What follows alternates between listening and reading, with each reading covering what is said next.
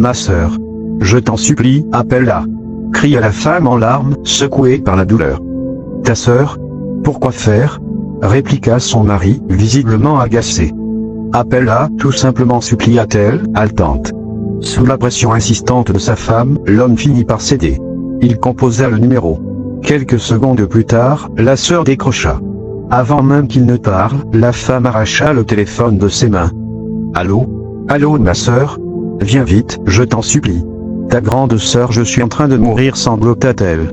Je me suis réveillée avec une douleur atroce au ventre, je ne comprends pas ce qui m'arrive, j'ai peur pour moi et pour mon bébé. Je t'en supplie, viens maintenant.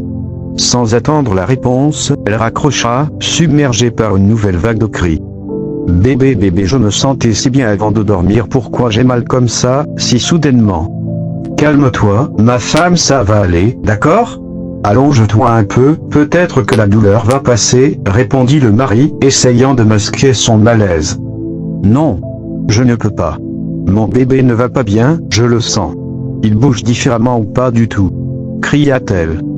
Rien n'arrivera à notre enfant, je te le dis. Repose-toi, ça va aller, tente de la rassurer son mari. Ma sœur, qu'est-ce qu'elle fait? Pourquoi elle ne vient pas?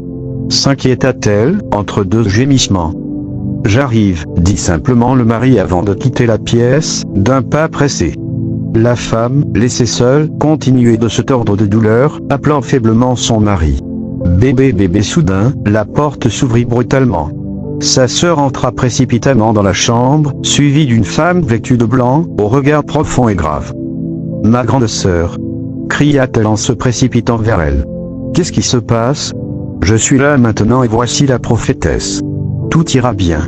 Mais dès que la prophète mit un pied dans la chambre, elle s'arrêta net. Son visage changea.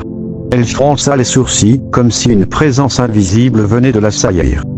Où m'as-tu amené? Demanda-t-elle doucement à la petite sœur, les yeux toujours fixés sur la pièce.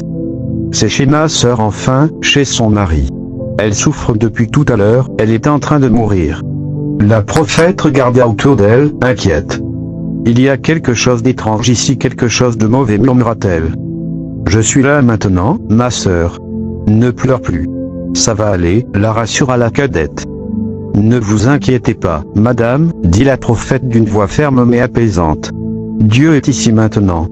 Elle s'approcha du lit. Recule un peu, dit-elle à la petite sœur.